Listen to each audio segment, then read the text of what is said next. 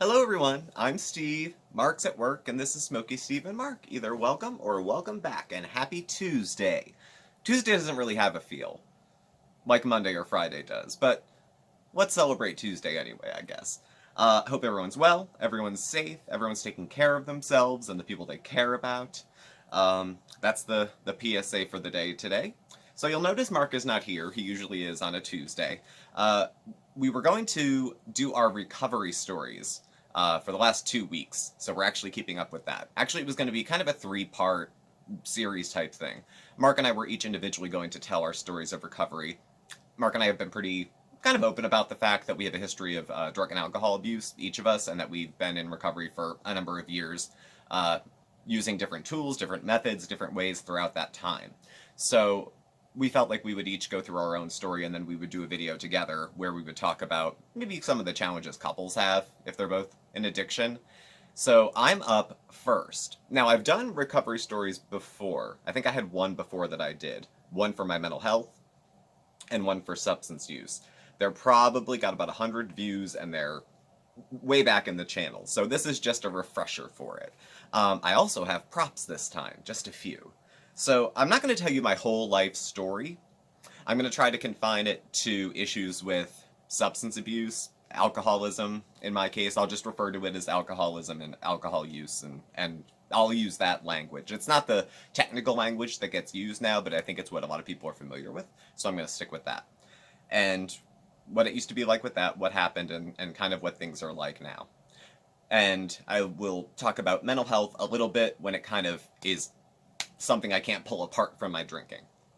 So my first drunk, I think I was 16, 15, maybe.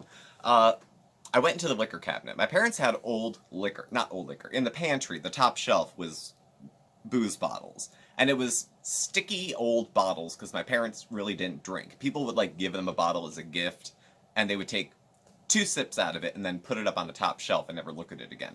I think there was a bottle of tequila from 1969 that my mother got on a trip to Spain that had like never been opened. So I got curious one night. I was up later than everybody else in the house, and I think it was peppermint schnapps that I poured, and I poured a glass about yay deep, held my nose, and downed the whole thing. And I waited, because something's supposed to happen.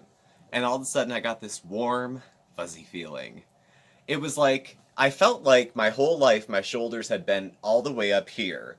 And as soon as I had a drink, I just went, it was such a relief. Literally, I felt like I had been, I could breathe, finally. So I proceeded for the rest of that summer to stay up late and drink my way through the entire liquor cabinet, putting back water for clear liquors and tea for the brown, though we didn't have a lot of brown liquor in the house. I also, I think I got grounded. I was the only one of my parents' kids, I think, that ever got grounded. There was a guy that I worked with at a restaurant. The restaurant that Mark worked at for a number of years when he moved here, I was a dishwasher there when I was a kid in high school. And one of the cooks had got me a 6-pack of beer, and I brought it home late night again, drank it way too fast, threw up all over the place, beer puke, and my parents grounded me for 2 weeks. I could go to work and I could go to school, and that was it. So then I left, graduated high school, and I was going to go to a college only about 20 minutes away. And I was leaving behind high school and the old Steve, the one who was the fat, effeminate, shy, smart kid, and then the one who lost all the weight, became a pale, too thin, effeminate, probably gay kid. Since he's probably gay, we should probably remind him often, using a variety of words. I was more ignored than I was picked on, probably. But I didn't make myself a spectacle either because I didn't want attention like that on me. So I reinvented myself in the summer in between, from my senior year of high school to my freshman year of college, and I was going to make a new Steve, so I got a credit card mailed to me on my 18th birthday from Discover Card with a $1,000 limit, which to me was all the money in the world.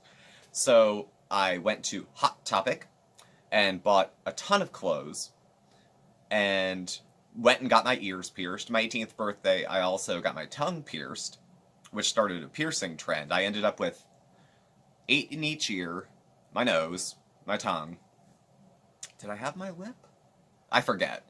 But I went through a few of those. I had a friend that worked at Afterthoughts or Claire's, and I would go in and just, what do you want today? How many? Just brrr, all of them. I had cauliflower ear like boxers get. Not fun.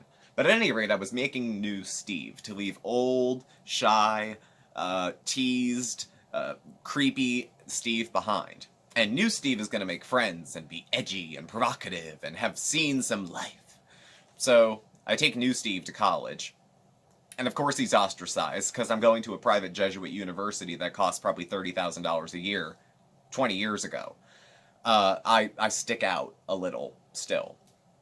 So I start playing with ecstasy right at the end of summer, going into the fall semester, because that was one of the drugs of choice within the whole raver subculture. You know, we would take ecstasy and it would enhance experiences. A lot of times it was cut with speed, and I used to love to dance, and I could dance for 3 hours straight with no exhaustion when I was hyped up on speed and E. So that was kind of my thing. I had a bad experience with it and stopped in January of 2001. I had what felt like my first psychotic or not hypo, manic episode, drug induced.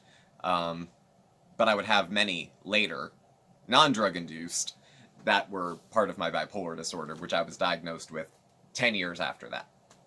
So I'd stopped the drugs, except a little pot smoking, and then stopped that. Started prescription medication because I had slipped into a depression and self-injury, and I tried to reinvent myself.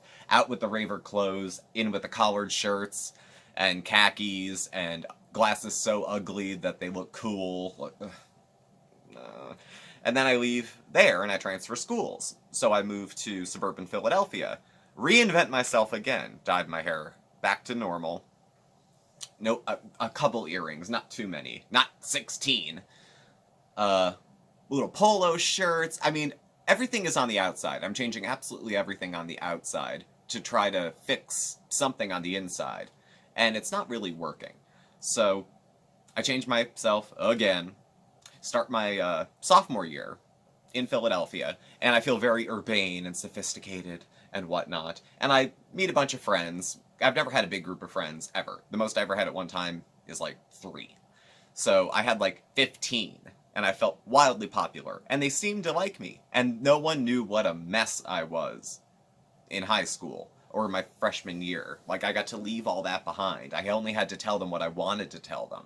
I didn't have to tell them that I was, almost thrown out of club several times because I was passed out under the stairs. They didn't have to know that I, ruined an entire Valentine's Day party by getting sick on Goldschlager in the middle of the party. They didn't have to know any of that. It was a new me. So I go through spring, and then it gets to fall. Fall hits, and depression sinks in for me. I have very little money. I'm staying in Philadelphia in my apartment. All my roommates are gone. I'm so I start hanging out with a couple friends out of convenience. There was a few female friends that I had had. And I had done some things that were very unkind. Let me just preface this. There's things that I had done during my drinking that were certainly unkind, taking advantage of people, breaking the law, and breaking it in such a way that I put the lives of other people at risk. So, as we're going forward, if it seems that I'm making light of any of these things, please understand that the seriousness of the crimes, especially, and the hurt that I cause other people, those things aren't funny. Those are not funny at all, and not to be taken in jest. However, some of the other circumstances surrounding what's going on are, if not funny, at least absurd. So, they're worth pointing out. Primarily what's absurd is my thinking at the time, because I was clearly not well. So I start hanging out with girls out of convenience, the older ones, and I would target, not enablers exactly, I was great at grooming enablers, but what I would find was a girl, generally, who was certainly over 21, or she was useless to me, kind of geeky, didn't have a lot of friends, was looking for her boy Friday, the kind of girl that wanted to have a gay guy friend, and I would be like, oh, honey, this, and honey, that, and just poo-poo her, and then be like, hey, we should go out and get totally ripped tonight. And she's like, well, I don't really want to go to the club. It's like, well, we could just stay home and watch Real World, whatever, and drink. Kaboom, she buys the booze, I get to drink. So I would burn her out and then get another one, and it was just go on like that. So I finish through there. I do a sublet after that semester, and I stay at a house that's pretty much a party house, and it's all Colt 45, 40s, malt liquor, pot. Like, it was nonstop that summer. Into the next year, more of the same. And I'm staying in a downtown motel that has been converted into dormitories by the school. So I'm living in what looks like a Best Western, but it's dormitories. And my roommate's a freshman, and I'm somewhere between a sophomore and who the hell knows, because I've been failing out of classes because I'm too hungover to go. I don't know how I finished college up, by the way. So I would take this kid out, and his boyfriend hated me because he thought I was a bad influence. He was 18. Influence. But it got to the point where I was counting out my silver money to go buy a drink at the bar. And I had a good hustle. Well, it was a hustle. If I could buy myself just one drink, and mind you, I'm going to bars underage. I've been going since I was 18, because I was cute. I had braces. Well, I thought I was cute. I had braces. I had a full head of hair, and it was all mine. And, you know, I was all twinky and thin with long eyelashes. Like, I swear I'm 21. You know, I was better at flirting then. Now I could give a shit. But I brought him with me, and we'd go, if we could just get one drink and just nurse it all night, that's enough time to find somebody to buy you the rest of the drinks. You know what I mean? And then I would go sometimes by myself, and it was so obvious. I mean, I would sidle up to guys that I was not interested in talking to, whoever had the biggest stack of money on the bar in front of them, you know, and I would take advantage of it. I mean, I would provide, you know, conversation and hang out as long as they got me some drinks, and then I would pretend I had to go to the ATM and duck out the back door.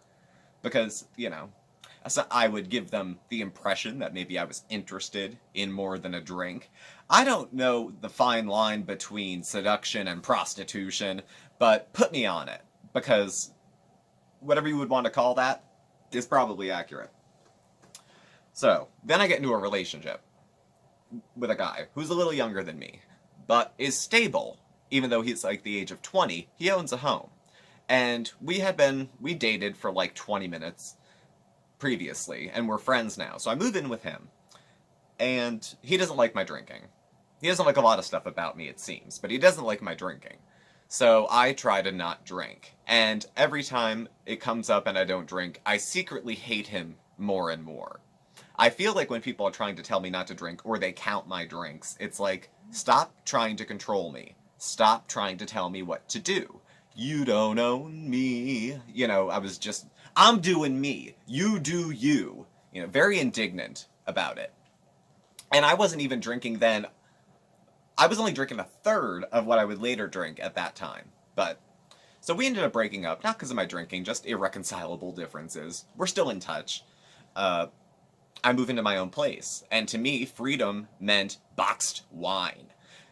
So the first thing I did when I got there, I put together my futon in my new third floor walk-up, which I moved into on July 1st.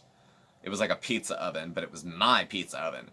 And drank. And went through the whole next 6 months was my last part of college. I finished college in January of '05. Met a guy, and found out within about 3 months he was an alcoholic and a bulimic. And I thought, well, at least we'll eat out a lot. Because I had had issues with eating disorders, but I never would binge and purge. I was a restricting type person. And when I met him, I was under 150 pounds, which made me think, I need to stay this weight. He doesn't know how easily I get fat. And at the rate we're drinking, when I would drink, I would get so hungry. Because I'd been starving myself for months. I'd be like, can we go through the drive-thru on the way home from the bar? And I'd get like a 20-piece McNugget. And he'd be like, damn, you don't put on weight at all. I'm like, wait. So we date for like a year. We went to New Orleans on vacation. I don't remember any of it. All I wanted was a mint julep, and I wanted to sit on a porch. We went to one place with a perfect porch, and there was no mint that day. That's all I wanted out of the whole trip. Nothing. So we move home. 2006, my brother gets married. I bring him to the wedding. I was so drunk, I think I ruined some of it. We break up a week later. I drink for another year in my small studio apartment. My days for about a year are as such. I work at a university, and I had a union job. So I would, most days, get up, do a couple bottle shots, get in the shower, get on the subway, go to work. At a certain point, I would start carrying screwdrivers, like in a juice bottle, and nip it out of my bag because if you stay a little drunk, you never really get hungover. And I learned during the relationship with the person who was an alcoholic uh, about drinking in the morning. The first time I ever drank in the morning was when I was with him, because he drank in the morning. Well, if you can count waking up at 4 in the afternoon in the morning. First thing after getting up, having a drink. We'll put it that way. Like the hair of the dog that bit you. I had never done that. I had always had like these little boundaries around my drinking. Like I wouldn't usually drink when it was daytime. I would never go to brunch. I would never drink in the morning. Like you look at the pamphlet about what makes an alcoholic, and as long as you can skip a few of those things, you feel like you're in the clear. It's like, well, I don't drink alone. Who was it? Homer Simpson who said, "Does the Lord count as a person?" Then no. So I crossed the zero barrier during that relationship from heavy drinker to binge drinker to problem drinker to alcoholic. Not this person's fault. They didn't cause this. But it was a very emotional relationship, and I already had it in me to probably have an issue with substance use, and alcohol was going to be the drug I was going to use to do it. So I think I crossed the zero barrier a little faster in this relationship, but it was decidedly not his fault. I blamed him for, we'll say, 4 years, till I got my shit together and started owning what was my responsibility and what was his. So we break up. I'm drinking for 2. We're going 2006 into 2007. It's just getting worse and worse.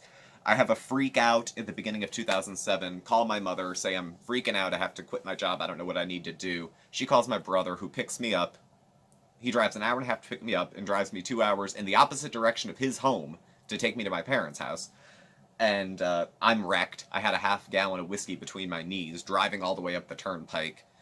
And my mother is so afraid. I'm having a cigarette in the living room, and she's so afraid to come near me. She thinks I'm going to ignite from the liquor fumes that she's lighting a cigarette with one of these, that I have hanging out of my mouth. Next day after I get home, we go for crisis evaluation at the outpatient mental health place in my hometown.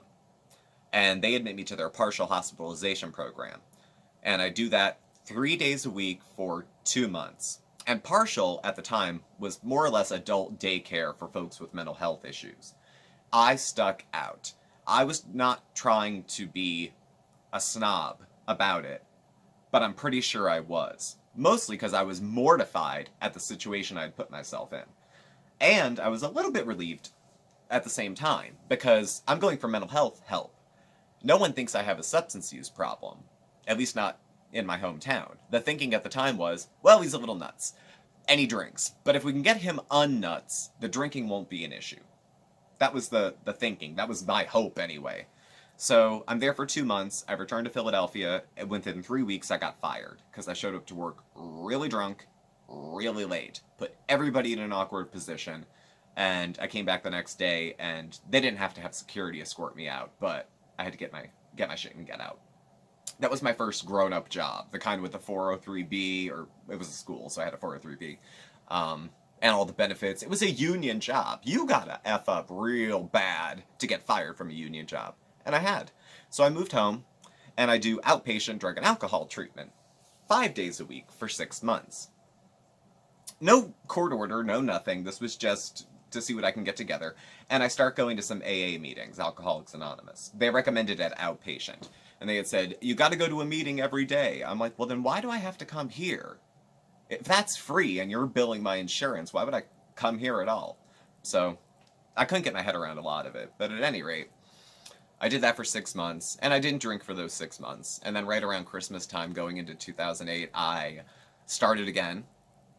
Got a job at Prudential Financial. And worked for 3 weeks. Got a paycheck. Got some liquor.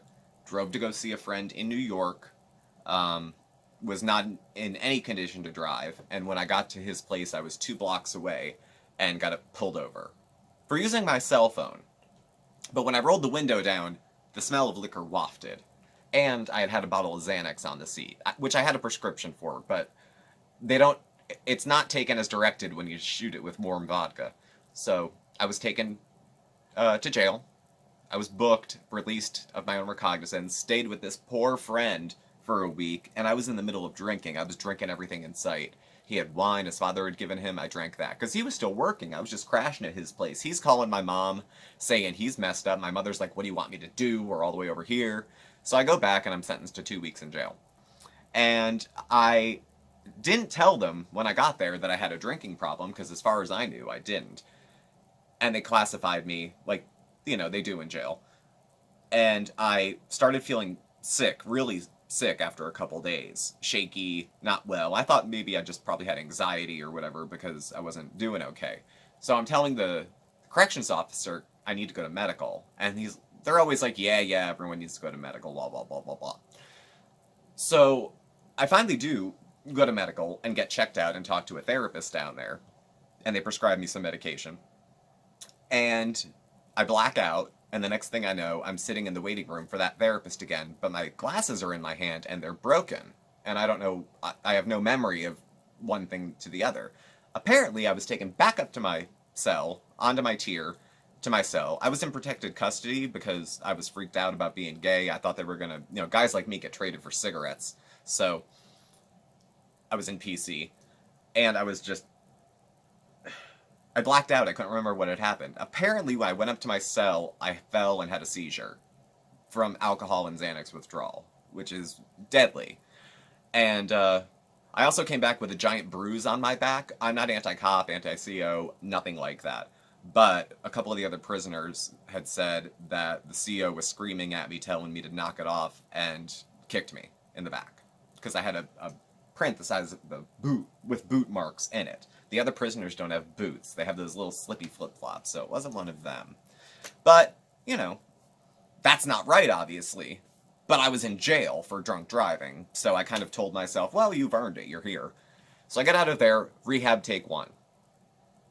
I go to rehab locally. 21 days, it was like camp. Now, I never went to camp as a kid, but it felt like camp. You get up and you have a schedule. I wasn't in detox for very long because I found out the day we got back to my parents' house from when I got out of jail, I had a week until I was going into rehab. A bed wasn't going to open for a week. So I thought, great, I got a week to drink. Let's get it in because they're going to drive me out anyway. 2 days into my bender, I don't know what I said to my parents, but I black out and wake up in a psych room in a hospital, like a locked room with no phone, no medical devices, nothing. I must have said something suicidal. And they came in and talked to me when I was drinking, which is weird because they don't do that usually. And they told me they were going to involuntarily commit me. And I said, They said, or you can sign yourself in. I was like, oh, fine, I'll sign myself in. It sounds like I'm not getting anywhere with this anyway. So I was in the psych ward right up until the morning that I went to rehab.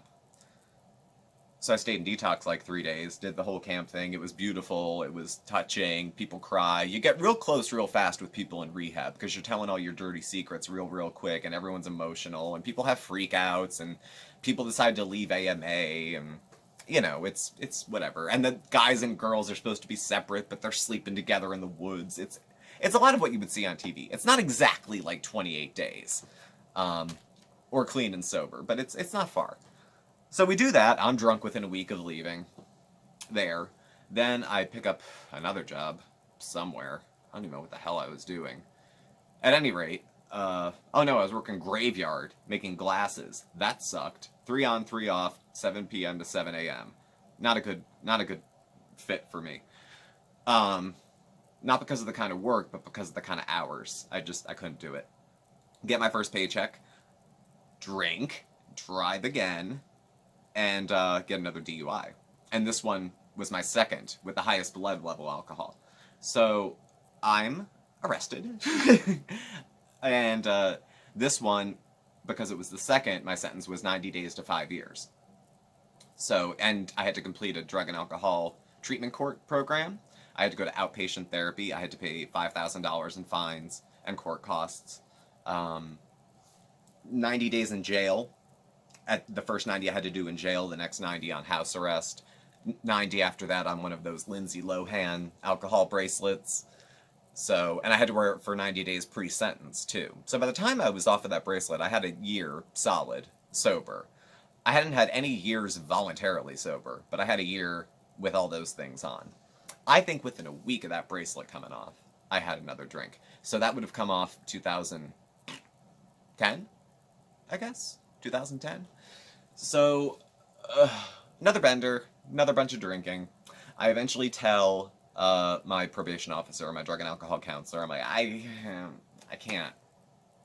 I can't stop drinking. I started again and I can't stop and I need some help. And because I came clean with them, they were okay with me. So we go back to rehab take 2. Same rehab, second time. This time, when they give me one of these, this is the big book of Alcoholics Anonymous. Everybody gets one. Doesn't matter. And you can see I was a good big book boy. There's all the steps numbered. So, and they also, everyone gives you their names. You know, people will sign it like a yearbook when you leave. Unfortunately, what I have is a lot of dead men's phone numbers. The recovery rates for addiction are just low, period. So I go through there. I go through a 90-day rehab after that, where I met Mark. And then after that, a 90-day halfway house. And I realized when I was in the halfway house, I was going to have to get, like, completely better. Give up the eating disorder, give up playing fast and loose with my mental health treatment, stop drinking altogether. And I decided, I don't care. I'm not doing it. I'm just biding my time till I get out of here. I don't have it in me to stop doing all those things for any period of time. I have to at least be good until 2014 when I get off probation, but I can't do it again. I don't want to. So I get out of there. God, my life was such a mess. So I drank that summer, and that summer I developed this cute habit because I couldn't get to the liquor store. I was on paper. I have no money. My parents have taken my wallet. Not even $1 to put it in the basket at a meeting, because at this point I've developed a habit of drinking and sometimes stealing mouthwash because I was afraid to steal from a state liquor store. I thought there'd be big consequences. And the drugstores were within walking distance. And it made me sick. It was somewhere between, if it kills me, oh well, and otherwise it gets me a little drunk. So I spent 4 months doing that. I would stop periodically by force. Usually my parents would dump it out and get it out. I was living with them still. And I had a seizure at home. Scared the shit out of my mother, I'm sure. And then, God.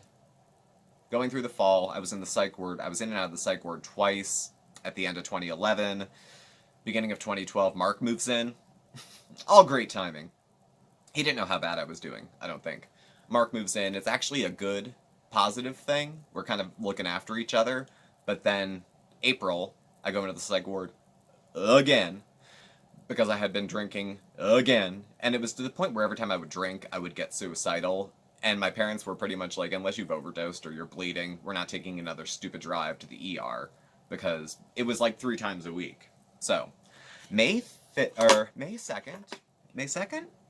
2012, I had given up, called my probation officer and said, look, I was just out of the psych ward, I've been drinking, I'm suicidal, I don't know what to do. And she says, are you home? Are you safe? Are you okay? I said, I'm home, but I'm home alone. She said, okay, hang on, I'm going to give you a call back in a few minutes. Half an hour later, she's at the door.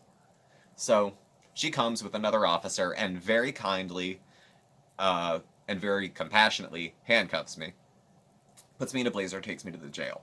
I go to the jail, I'm there about 3 weeks, and my drug and alcohol treatment counselor, who was a saint and just about helped save my life, gets me into a dual diagnosis, co-occurring treatment center outside of Philadelphia. I spent 90 days there, and that's when I really started getting better at that point. That's when the daily drinking stopped. That's when pretty much all the drinking stopped. I left there, I was good on meds, I was stable, and that was it. So, I showed you my props. I have my book with the dead men's phone numbers, and just in case, there's my mugshot. I don't know if there's too much any personal information there. That's me. See? Look how fat I was. I was all bloated. I had puffy drunk face, and those were readers because I couldn't keep real glasses because I break everything. I've had these glasses for like 3 years. No breaks, no scratches. Perks of recovery. So that's what it was like, and then I started getting better. Now, my first year of recovery, I was on Social Security disability, and I was also doing outpatient treatment. Most days of the week, I was doing mental health outpatient and drug and alcohol outpatient both. I was under the care of a psychiatrist at the same time, and I kept a very rigid schedule for myself. Every morning, I'd get up at the same time. I'd go outside on the porch, sit in the sun. I'd have 1 cup of coffee a day. I kept a mood chart. I'd mark my mood in the morning, before bed, and I would rate my level of anxiety for the day. I would journal on the computer, just checking in how I slept, how I ate the day before, how I felt about how I ate, what I have coming up for the day. Boom. Just a little quick something in my laptop. Shut it. That's it. I would get some kind of physical activity for the day. At least leave the house once for something. I would make myself eat breakfast, lunch, and dinner. Even if breakfast was a piece of toast with some peanut butter and a little glass of milk. I hate breakfast. I'm not a breakfast eater. But at the time, I thought, let's try to do healthy things. Let's just see what we can do here. Let's see what sticks and see what helps. And so slowly, I was going to a meeting a day, a 12-step meeting a day, because I was court ordered to go. And that helped me get involved with some other people in the meetings. They have little benchmarks in AA when you do things. They'll give you chips and coins sometimes. This is the desire chip. It's if you have 24 hours of being sober or you have the desire to stop drinking. I have so many of these things, I could start a beginner's meeting. I have that, the 30, the 60, the 90, I have 2 years. I had 2 years in AA, sober, so I have it up to a 2-year coin. After that 2 years, life started to take over, like the kind of life I wanted. For those 2 years, I was working a little bit, working part-time, and then eventually working up to a full-time job. So my time was a little more scarce. So I wasn't going to meetings every single day, and I wasn't required to by law or anything like that. As I started coming up to full-time, my disability obviously was turned off, because now I have a disability, but I'm not disabled. You know, it could be disabling later, but it's not now. So I can go back to work. So that goes away. That's a sign for me of mental health progress, because my disability was because I have bipolar disorder, and I was so screwed up I couldn't work. Once I was better, I can go back to work. You know, it was a good thing. Treatment helped. I've responded well to treatment. I'm fortunate, because that's not the case for everybody. So I just got back into the business of life. And I was still interested in being sober, but I wasn't interested in going through the 12-step method. I took issues with the fellowship that was there, and actually what kicked it off was I had a sponsee, because I had gone through the steps, and I had a wonderful sponsor. She's still a wonderful person. We're friends on Facebook. But I always had, like, some misgivings about things in here, and I thought, well, I don't really believe some of it, but whatever. If I'm sober, I'm sober. But then taking somebody else through the book, I thought, can I in good conscience teach somebody something or promote something I don't really buy? No. I felt conflicted about it. I couldn't do it. So I didn't do it. What do I do now, and what's happened going forward? Well, I have had therapy off and on as needed, mental health therapy, usually like CBT, DBT, downward OPP, you know, there's all different kinds. I do take a medication to help manage cravings, naltrexone. I take it once a day, 50 milligrams. I believe it's an opioid antagonist. It's used, and variations of it are used in Vivitrol, and in, I want to say, other opioid medications like Suboxone. It's not in Subutex. Some other medications that are used to control opioid addiction and used in medication-assisted treatment. This helps me with alcohol cravings. This, if I get a passing thought to have a drink, it sticks for a second and then it passes. It doesn't set its claws in and become a craving. Now, there's people who find that relief in this book, who find it in their church, who find it in community with other alcoholics, who find it in their family, who find it within themselves. There's a lot of different ways people get sober. There's people that white knuckle it. They're usually miserable as F because they want to drink and they're not. It's much better. Recovery for me is relief from the obsession of thinking about it. So it frees up your time to think about other things. And that's what I have now. I have other things because I don't drink. I can have all this other stuff if I don't do this one thing. If I do this one thing, all this other stuff goes away. So I'm able to enjoy recovery. We have a home. I have a relationship. Got a cat. I've got 2 now. My family's alive and healthy. It took me a couple years to rebuild trust with people. People still would sniff you and they give you a hug. ask how you're doing. If I would go to an event and I go get a soda at the bar, what are you having? Can you blame them though?